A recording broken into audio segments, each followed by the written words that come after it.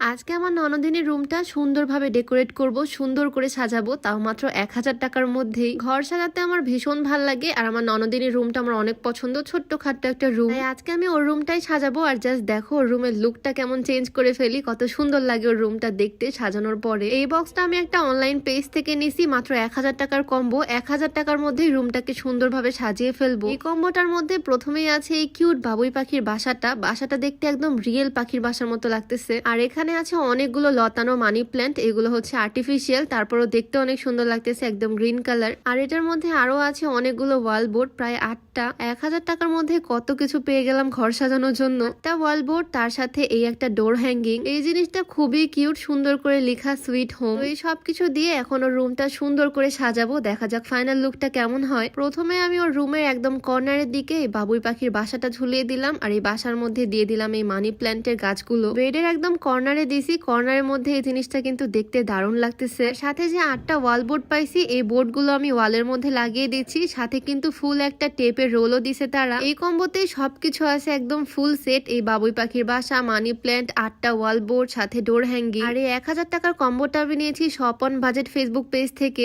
1000 টাকার মধ্যে এত কিছু প্রোভাইড করে তারা, আর এই কম্বোটা দিয়ে রুমটা সুন্দরভাবে সাজানো যায়। শপ অন বাজেট পেজটা আমি ক্যাপশনে দিয়ে রাখবো, তোমরাও চাইলে তাদের পেজ থেকে এই 1000 টাকার কম্বোটা নিতে পারো। যাই হোক, এই সুন্দর ডোর হ্যাঙ্গিংটা আমি ওর দরজার সামনে লাগিয়ে দিচ্ছি, একদম মেন দরজার সামনে লাগালেও কিন্তু সুন্দর লাগবে। জিনিসটা খুবই কিউট, সুইট হোম লেখা, ঢুকতেই তো দরজাটাও সুন্দর লাগতেছে। আর এই পাশের ওয়ালটা জাস্ট দেখো কত সুন্দরভাবে ডেকোরেট হয়েছে। আগে ছিল খুবই সাদামাটা একটা সাধারণ দেওয়াল, আর এখন এটা কত সুন্দরভাবে সাজানো হয়েছে, অনেক সুন্দর লাগতেছে দেখতে, মাশাআল্লাহ। স্বপন বাজেট থেকে 1000 টাকার কম্বোটা আমার নেওয়া। আর তাদের পেজে ঘর সাজানোর আরো অনেক কিউট কিউট জিনিস আমি দেখছি, দেখে লোভ সামলাতে পারলাম না, তাই বাড়ির জন্য আরো কিছু জিনিস নিছি আমি, এগুলো দিয়ে ড্রয়িং রুমটা সাজাবো। এটা হচ্ছে কাঠ আর দড়ি দিয়ে করা, খুবই সুন্দর একটা ওয়াল হ্যাঙ্গিং। সাথে আছে এই ডোরবেল গুলা, মানে এগুলো দরজায় লাগালে খুব সুন্দর লাগে দেখতে। আর একটা ওয়ালমেট আছে ফেদারের, এটা যে দেখতে কি পরিমাণে সুন্দর, সামনাসামনি দেখলে বুঝবা কত সুন্দর এটা দেখতে। এটা সৌন্দর্য ক্যামেরাতে তেমন কিছুই বোঝা যাচ্ছে না। এই জিনিসগুলো স্বপন বাজেট পেজ থেকেই নেওয়া, এগুলো দিয়ে এখন ড্রয়িং রুমটা সুন্দরভাবে ডেকোরেট করব। কাঠের দোলনার মতো জিনিসটা আমি দেওয়ালে টাঙিয়ে দিলাম, আর এটার উপরে দিয়ে দিচ্ছি এই ফ্লাওয়ার ভাসটা। ফেদারের তৈরি এই ওয়ালমেটটাও কিন্তু ভীষণ সুন্দর দেখতে, এইটাও দেওয়ালে টাঙালাম। দেখো দেখতে কিন্তু দারুণ লাগতেছে এই জিনিসগুলো। আর এখন এই ডোরবেল গুলো লাগানোর পালা,